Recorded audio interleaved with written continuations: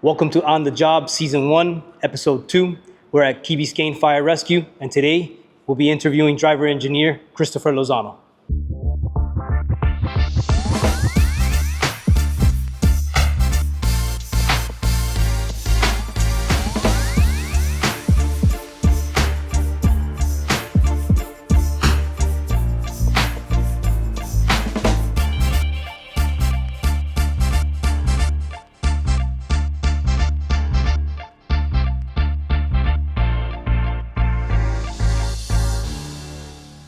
Here's another thing I need to do is start a stopwatch.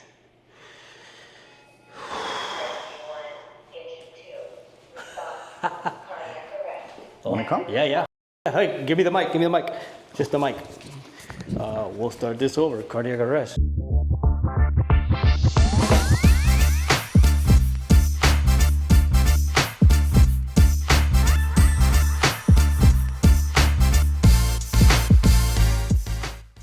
All right, welcome back to On the Job. We tried this on the first time and got a cardiac arrest call in between. These are firefighters we're interviewing and we're on duty, living the real thing. I'm here with driver engineer Christopher Laws from Key Biscayne Fire Rescue. On the Job, Alumni in Action, Episode 2. Chris, we start our interviews like we do with anything else. Introduce yourself, let us know a little bit about you, who you are, how you came about to, end up here at Key Biscayne Fire Rescue. So my name is Christopher Lozano. Basically, I'm a kid from Hialeah. Hialeah, came from nothing, had zero idea about the fire service whatsoever. Had my career days at elementary school, and the only cool thing that I was able to see out there was that bird landing. Oh, yeah. All the time, that's what the kids were stoked about. But, really, I was never really that kid that was jumping around and screaming for the fire truck or any of that, because I really didn't know what they did besides going to fires. But it didn't really spark my interest till later on at life. But yeah, basically, kid from Hialeah. I grew up there, went to elementary, middle, and high school there.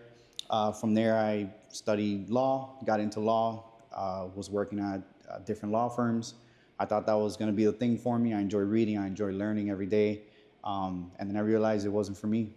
And that's when I made a big transition over to the fire service. So a sedentary lifestyle and an office style definitely wasn't something you were looking for, huh? No, not for me. I mean, I grew up working on cars. My dad owned a car dealership at some point.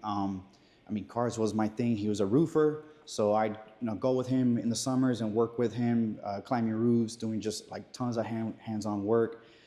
Throughout my high school years, I was building cars, taking engines out. It was just, I was a hands-on person aside from being into fitness, and I played sports my entire life. And when I was a sedentary lifestyle, that was not for me. Being in an office is something that's very hard. I did the same thing. I've never been tied to an office. I always have to be on the go and using my hands and doing skills and things like that. Yep, so. I agree. I couldn't sit still. It wasn't to the club.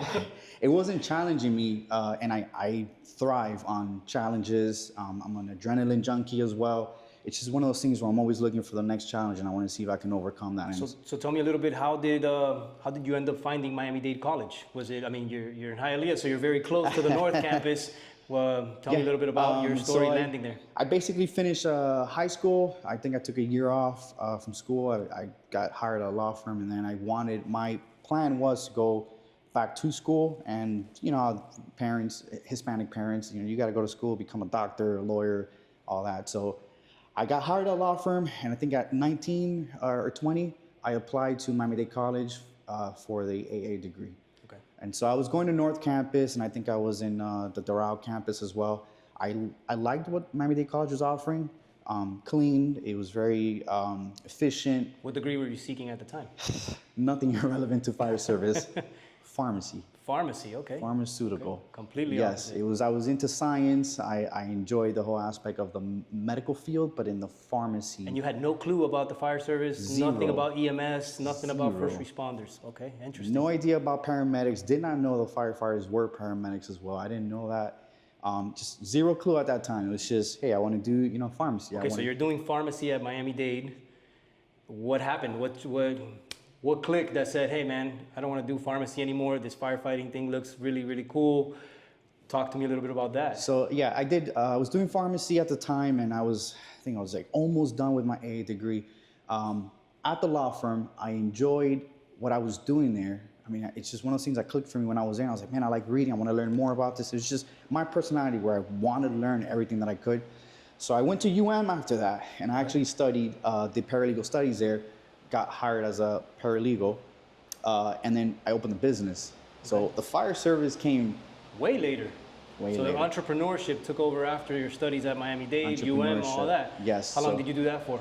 I think I did it for 3 or 4 years. And what kind of business were you running? I owned a supplement store and 2 smoothie bars. So kind of like a GNC. Okay. I had one of those, and then I opened a smoothie bar inside Air Force Base. Okay. And then I opened one inside LA Fitness. Cool, man. That went well? It went good. It was fun while it lasted. At the time, Amazon and bodybuilding.com started taking over, so I foresee the future there, and I got rid of all that, and I got rehired at a law firm because I needed a job at the time. And I remember it was a favor from a friend of mine who's an attorney, and I sat there and I was like, no, I cannot go back into this. Yeah. So then I saw a flyer for Miami-Dade Fire College. Excellent. To be a firefighter, and a friend of mine. Where was that flyer at? A friend of mine forwarded it to me. Okay. Out of nowhere. Out of nowhere, and they were like, hey, you might want to look into this. I feel like it's something that'll fit you. Okay. Who's that friend? You got to thank that friend, huh? Yeah, it was an old elementary friend. I still talk to him. He's a cool guy. Shout out to that friend. Yes. All right? You got him to where he's at now. He actually came here not too long ago and came to visit me, and I thanked him very much for it. Excellent. But it was cool. I saw the flyer, and I was like, I don't know. I don't know what they do. And he says, I think that that's something that your personality will fit. He knew me really well. He was like, you got that, the fitness side. That's what they do. They're all fitness. You got the hands-on experience. Yeah, the mechanical aspect of working with cars and doing roofing and all that stuff kind of ties into the physical aspect and the skills that we do here in the fire department. We utilize tools, we rescue people out of things, we do EMS. So actually, your friend wasn't wrong. He led you in the right way, and thank God for him. And the other part that you were missing there was the fact that I was doing the office work and all that required a lot of the critical thinking. So you're already above, Because I didn't know it until I got hired, but this job requires a lot of critical thinking, a lot of problem solving that you got to really get out of that comfort zone. That's what we do. When people call 911, it's because they have a problem, right? And we do what? We solve them. In the fire department, we're problem solvers. I agree with that. So you ended up at Miami-Dade. What class number were you in? What year? Tell me a little bit about your Miami-Dade Fire Academy times. And, I applied. And I was like, hey, why not? Throw in an application. What I got to lose? A no? Cool, no problem. I did not know that there was a BFA or any other fire colleges. I knew Miami-Dade. Well, we're the only fire academy in Miami-Dade County. So Correct. What else would you know? That's all I knew. And I was like, they're the ones. I always saw the little academy that you guys have in the corner with the little burn building. And I was like, all right, cool. Maybe, they'll give me a yes. What I didn't know was that it's very difficult to get in. Absolutely. It's a really good program, and it's very selective. Yes. To their folks, and I got lucky. First try. First try? Got in first try. Wow. Sometimes it takes people 2 to 3 tries to get in, due to the reason that we are the only fire academy in Dade County, and we have a high application rate, and we have a limited amount of people in our academy, as you know. Yeah. Again, I didn't know that when I applied.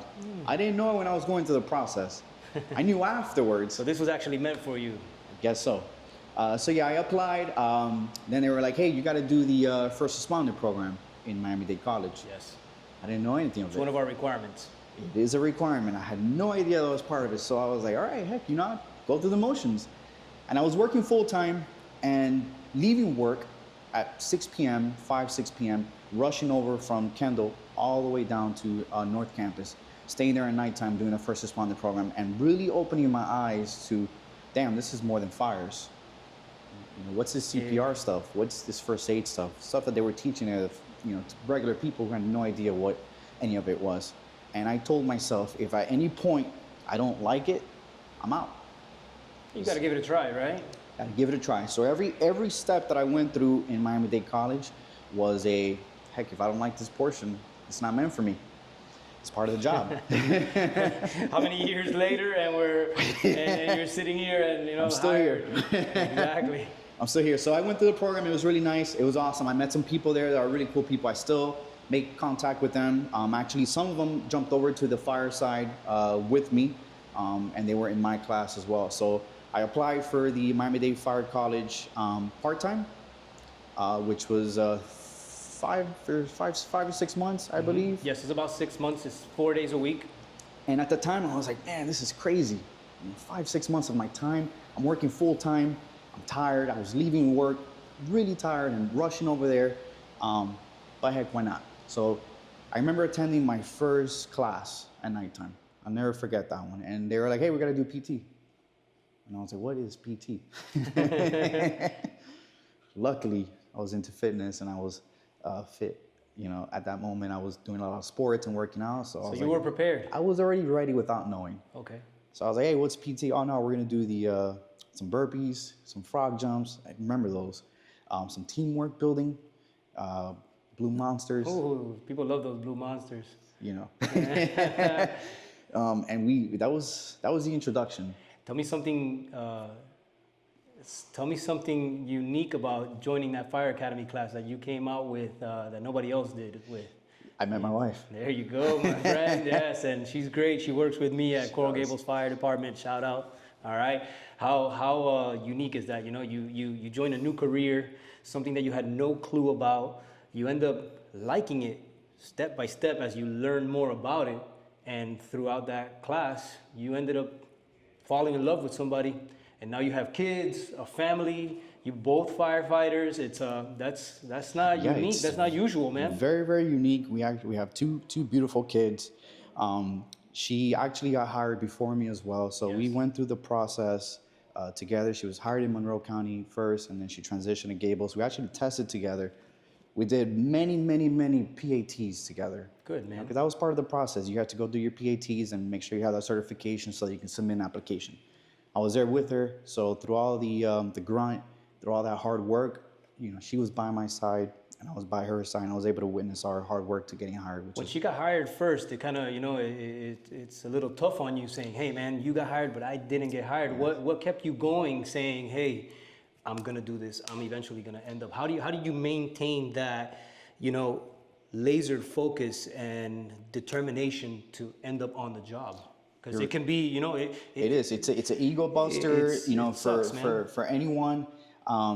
It sucks. However, I was very happy for her. Absolutely. Right? Because one of us came out winning. Absolutely. That's better than none of us coming out winning. Well, you guys probably had a plan saying, hey, that no matter what, whoever gets hired first, the next person, or whoever's left behind is going to continue until we do so. Correct. And you know what kind of helped me was that I already had a career. Okay. She was working as a swim instructor for 10 years, so that was the beginning of her career, and I was really happy about that. So if I never got hired, you know, I still had a career. And we were still doing fine, and I was excited that one of us came out winning on that. But yeah, together, 10 years later, I have 2 kids. It's pretty cool knowing the feeling of when she gets certain calls, I can relate. Excellent. You know, she understands. You guys can lean on each other, man. You know, it's when there's a firefighter and a non-firefighter in a relationship, it can be very difficult for that non-firefighter to understand our life, the things that we're exposed to, you know, the trauma and the stress. So it's great that you have a partner that is a firefighter that understands what you both go through and can lean on each other at the same portion. I agree. And for the most part, majority of our friends are also firefighter couples with kids. You end up, So this is a big, happy family, especially in the South Florida area. You know, we tend to all know each other, and we're very tight-knit community. So tell me a little bit about your experience ending up at Key Biscayne Fire Rescue. This is a very unique fire department that we're going to talk about in a little bit. But your journey of finishing that academy, your wife gets hired. I know there's a unique story we spoke about before of your application process and interview process and that portion of your life that you learned a very valuable lesson. I did. But can I tell you a story about the fire college before I forget? Absolutely, let's go. I got to tell you this one because if it had not been for that one individual, we wouldn't be here doing an interview. All right, let's go. I want to hear about it. I'm convinced on this. We want to hear about it. So I was working at an office, and there was a deadline to turn in an application for the fire college. I could not go in person and turn it in. I had no hours. I had used all my hours doing PATs, trying to not PATs. I would use all my hours doing other things related to the fire service, trying to get in. And I had my brother-in-law turn in my application. Called him up and said, hey, I really need this. I mean, if it's not now, I don't think I'll be able to ever apply. Can you do me a favor? Just go turn in the packet. So fire service is paramilitary. You know, there's strict rules. What it says on paper is what it is. So he goes, he turns in the application. He stands there, lady up front, looks at the paperwork. She looks at the license. She looks at my brother-in-law. She goes, this is not you. So my brother-in-law stands there and he goes, it could be me. She says, no, this is a fraud.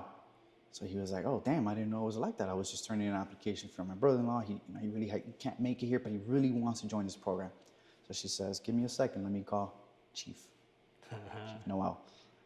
So he comes out, speaks to my brother-in-law. I get a phone call from the fire college, and it's him, it's Chief. And he says, hey, got your application here. I had no idea what had happened. My brother-in-law had not told me. So I'm like, yes, sir, I have an application there. He says, well, let me tell you something. You did not turn it in. So technically, I don't have to let you in, because what you did here was some sort of fraud, or whatever he called it at the time. But I'll tell you something. Life's about taking 1 foot forward to advance forward. You took a foot backwards. Yeah. And I could blacklist you. Exactly what he said. You won't be able to apply to any departments or any fire colleges or whatnot. And I was like, wow, this is pretty bad. You didn't think of it at the end of the day, you know? I didn't know. Yeah. In my mind, I really wanted to get in. Absolutely. So I do anything possible to get in. And it was just having my brother-in-law turn in paperwork that was already signed by me and all. And I did not know that. So he says, I'm gonna let you in, but I'm gonna keep an eye on you. You're gonna be on my list for me to keep an eye on you. I never gave him trouble. I got in, I never gave him trouble, but if it wasn't for him, he could have easily said, hey man, I got 500 other people who want to get in. Yeah, absolutely. And things happen for a reason, it was divine intervention there that the chief actually let you in. So after you succeeded through the fire academy, not giving anybody any problems, doing what you had to do, you went through graduation, and your wife gets hired at another at a department. Like we spoke about, you have a very unique story we spoke about in the past about your interview process and the way that you have been applying to so many jobs, and you had an epiphany moment that you learned a very valuable lesson. Tell us a little bit about that, because that's a very interesting story. Yes, sir. I still use that lesson today. So I applied everywhere, right? Because at the time it's, hey man, apply wherever you can. You get in wherever you can, right? Okay, I applied everywhere. North, West Coast, South, multiple times. Same departments, multiple times. And every interview that I did, I was getting better and better at the interviews. First, I started extremely nervous. I didn't know what to expect. You got panel interviews. I mean, it's frightening. Yeah, it's frightening. It's not normal. It's not normal. I'm sitting there with brass, and I'm like, what is this? So every interview that I went through, I got better. However, I was a robot. Yes, because you were going through the interview process of learning how to answer these questions specifically, correct? They all asked the same questions. Yes. And I gave them what they wanted to hear in some sense, template responses. So as the interviews went on for several departments, I was getting to a point where I was like, heck, I don't know what to do. So I go to this interview for a specific department. I don't know if I'm allowed to say or not, but... No, you don't have to bring them out, but... Specific department, great department. I really did some research on them. They were awesome. And I really wanted to get hired with them at the time. So I do the interview. The chief, the actual fire chief, was asking me questions, and I gave him template responses, right? So he stops the interview, gets his glasses, slams them on the table, slams his hand, gets up to my face, and I'm sitting there like, whoa. What is going on here? I'm just a number here. I'm giving you the answers that you all want to hear, right? And he says, I don't want to hear any of these answers. I've heard it all day. Apparently, I was one of the last ones. Well, it gets repetitive. Think about these chiefs are sitting in these panel interviews, listening to maybe 30, 40, 50 individuals in a day. And if you're saying the same thing over and over, right? Put yourself in his shoes. I didn't think of it at the time, but it's how do you make yourself different from others? So he looks at me and tells me, I don't want to hear any of that. I've heard it all day. I want to know who you are. I want to know. Be honest. And I said, all right. here I am. Open the veil. Yes. And I said, all right, Chief, I'm gonna let you know who I am. Because the issue that he was having was everyone had EMS experience. Everyone was an AMA driver, AMA employee, AMR, sorry, AMR employee. Everyone worked at as an ER tech. Everyone has some sort of experience. Yeah. I didn't. I couldn't. I had a career, and I could not work part-time at AMR or anything like that. So he asked me, why me? If everyone else before me has experience, he can easily choose anyone that works at the hospital that can get an IV compared to me. And I said, you're right. You do have a point, Chief. However, when I went to paramedic school, when I went to EMT, I gave it my all. Paramedic school, I was class leader. They don't just pick them for any reason. Pick me for a reason. I ran the class with zero experience. When it came time to choosing my stations for my ride-alongs, a lot of guys went to slow stations to get a sign-off. I was at Station 2, Station 7 at the county. I was at Station 3 at the city. And I was going to the worst stations that there were because I needed those calls. I needed that experience. I wanted to see everything. Yes. So to get an advantage, so I told the chief, call any instructor, call any preceptor at any of these stations. I mean, I'll give you the number right now.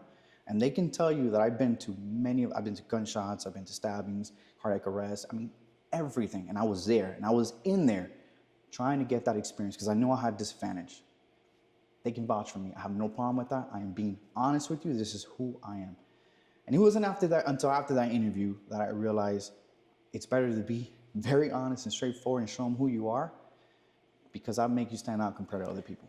It gives you uniqueness, right? You're not just the robotic same answer and mixed like everybody. I tell a lot of people, listen, the majority of the masses go this way. Where do I want to go? I want to go the opposite way because I want to stand out. I want to be different. And you did so. Now, after that interview, that you shook that roboticness off, you were able to interview at other places, and you got hired where first? So that department with that fire chief actually gave me a call, and they hired me. And afterwards, I did an interview with Biscayne, and I had the same mentality when I was here for Biscayne. Extremely difficult interview, very, very different. I mean, you're running a code, you're looking at hose lines, you're looking at fire extinguishers. Wow, they put you through all that in the interviews here? Well, it's a selective place, very unique. We'll talk about it in a bit. Very unique. And I went in there with that same mentality. This is who I am. This is what I have to offer. If you like me, great. I'd love to be part of your team. And I remember leaving the interview, Chief was escorting me out, and he's like, all right, well, we'll give you a call. And I laughed. Something I would never do before. And I laughed, and I go, I don't even think you'll come because I bombed that. And he cracked up, and he looked at me and he says, I like your honesty. And I didn't think I was going to call. How long after did you get the call? It took a year. Okay, wow. Not till after I got the process. Okay. So maybe 3 or 4 months later, I received a phone call, and then from there, the process took an entire year. But I did get a call, and every single time I got a call for the next step. So it's a great feeling. It's a great feeling when you're in that process and you reach the next step. And then you reach the next step, Scary. and it gets closer. Yes, because it could all be gone at any moment, right? Right. One little thing that they don't like, and X, you're out of the program or out of the process. So let's talk about your department, man, because I've been here all morning. It's been amazing. We started the episode, and immediately we got a cardiac arrest. We went on this call. Like, it's a great place to work. Your station is amazing. You have a great layout. Everybody here at the department has been great. Tell me a little bit about this fire department. The uniqueness of Key Biscayne being on an island, part of the city of Miami. It's extremely unique the way that you guys run your department. So, correct. It's very unique department, very dynamic. When I first applied, I didn't know that half the things they did as far as city of Miami. Connections and all that. I had no idea. I think the mentality was back then was, hey, you'll never get a job there. They're very unique and they're selective. Because it's small, It's a small department, and I understand. I understand now why. And I remember getting hired and going, all right, this is great. I mean, amazing fire station, cool trucks, everything's maintained, everything's well kept. They treated you right. And then I started finding out about City of Miami. Oh, City of Miami Fire Academy. that they host, we join them. That's pretty cool. Oh, we use the same uniforms. That's pretty cool. So we kind of mirror the city of Miami, and we work very closely with them. They're another family to us as well. But yes, you're right. So we're all a family here. It's very small. It's a one-station department. We're on an island. We have an amazing community. I mean, they love us so much. We do so many activities with them. You guys are very active in the community. I see that. Very, very active. It's Halloween today, and we have these pretty cool, Halloween activities that we're hosting here at the fire department, and every single one of us enjoys that. Now, I've been walking around the fire station today, getting B-roll footage for the video that you guys just probably saw in the intro.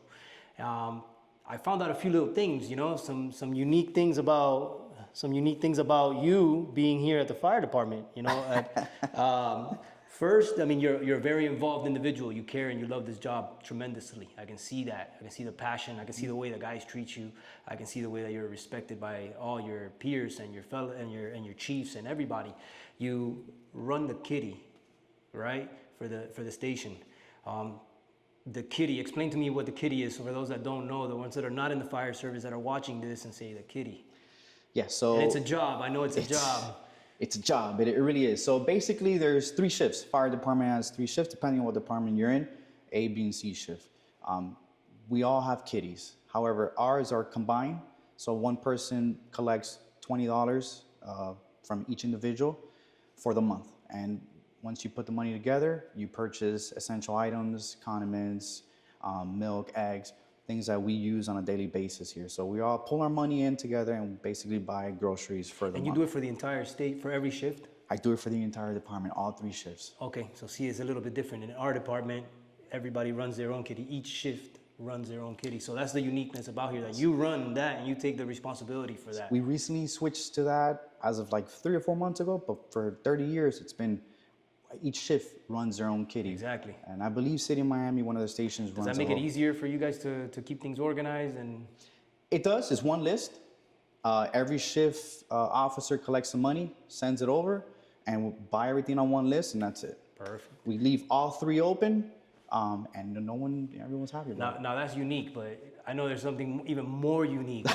Look at this guy's haircut. The haircut looks good. I think I might need one after this. At least a tape up. I'm losing my hair a bit, but it's all good. I'm getting older. Tell me a little bit about the barber shop that you have here with you guys.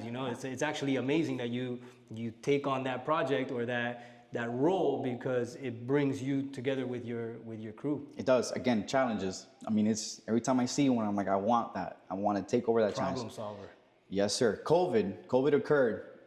Couldn't get haircuts, couldn't go anywhere.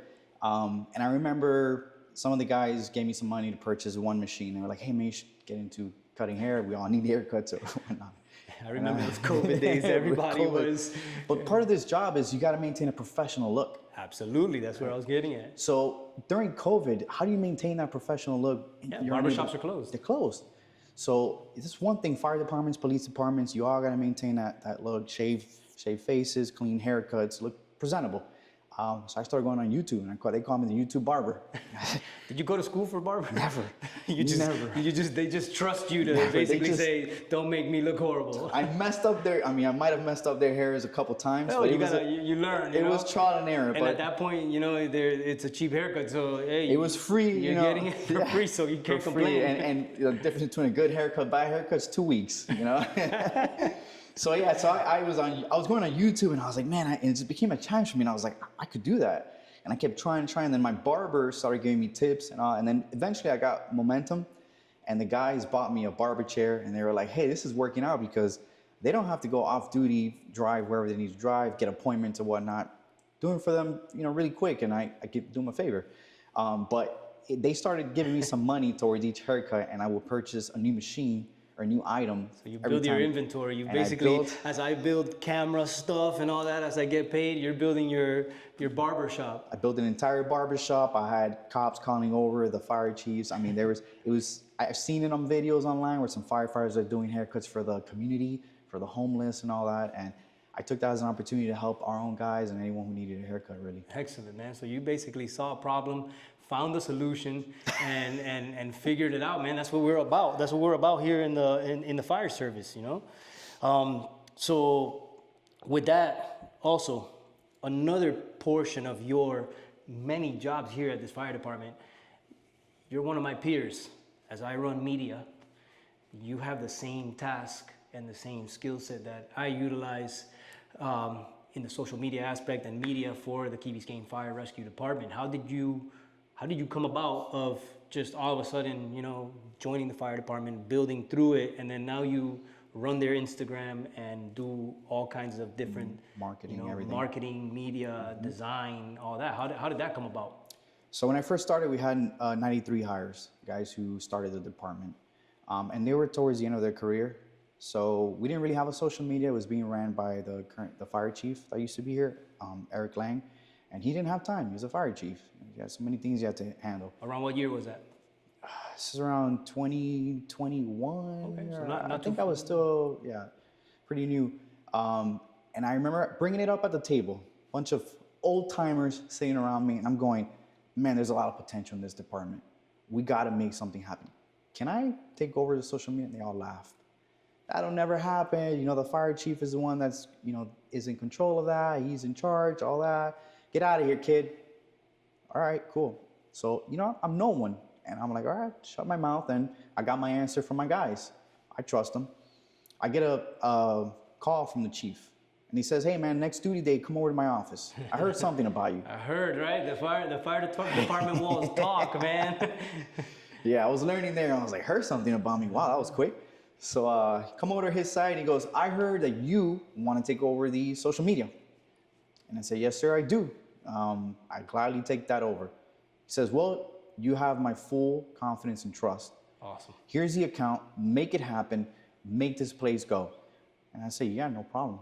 Say no more. Brother, we're kind of in a similar story. You did it for Key Biscayne Fire Rescue, and I'm doing it here for Miami-Dade Fire Academy, because Miami-Dade Fire Academy had zero online footprint just a year and a half ago. I'm working on a PO project. We started an Instagram that's extremely successful. I have a YouTube channel that we're featuring ourselves on, and now we're out in the community. I have tons of different projects that I'm looking to collaborate with Key Biscayne Fire Rescue, other departments, and you know, it's the way of communicating now with the youth and the elderly. You know, Yes. everybody's on social Yes. media. Very few people aren't. Yes. So yeah, I'm proud of you, man. You've come a long way here in this small department, and you've made it yours. You've shown pride. Yes. You've shown ownership. You've shown dedication, determination, discipline, and these are attributes that true great firefighters not just know their job as a first responder to go out and fight fires and run medical calls, but we're multi-tools. We're Swiss Army knives that, you know what? We're in the gym right now. If you see things that need to get fixed, you got to hand these skills to go and fix things. You see problems and you go and solve them. And that's what's gonna take our departments forward. People like yourself, myself, and go-getters. So for those that are looking to join the fire service, you gotta have this mentality. You gotta have this drive. You gotta understand, learn about the job.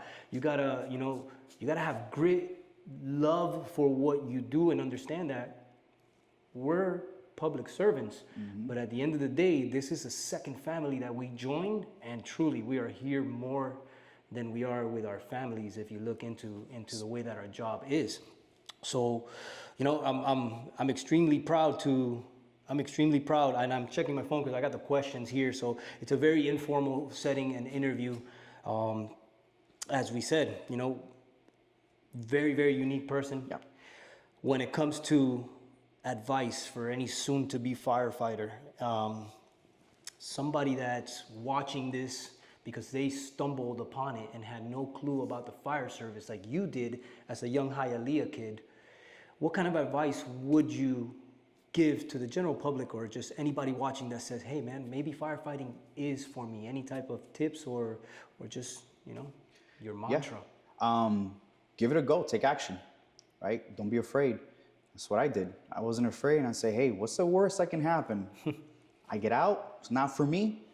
However, you gotta make sure that it's for you, right? So you don't wanna just go into the fire service because of days off, money, the t-shirt, any of those motives. it needs to be for you because it's a long career. 100%. And you will know right away if it's not for you. You got to be built for it. That's one aspect. The other one is you got to be dedicated. I mean, you need. There's a process to this, and I don't think it's something that anyone really explained to me ever. There's a process, and your process could be short. Your process can be 5 years, like me. It took me a very, very long time. There's many ups. There's many, many downs. However, I didn't stop. That's one thing I didn't do. I didn't stop. I was doing PATs in advance because I knew that if a department opened, they required a PAT certification from a facility. I had my PATs certifications ready, non-expired, at all times. For absolutely no reason, I was going to sign up for PATs, and it sucked. It sucked because I was doing it over and over and over again. It's about not giving up at the end of the day. You had many letdowns, right? You applied, you interviewed, you got through the process, and you didn't get a call. I think the biggest thing that most that want to become firefighters in a saturated field, especially down here in South Florida, is staying consistent, staying determined and focused, and just, it'll happen.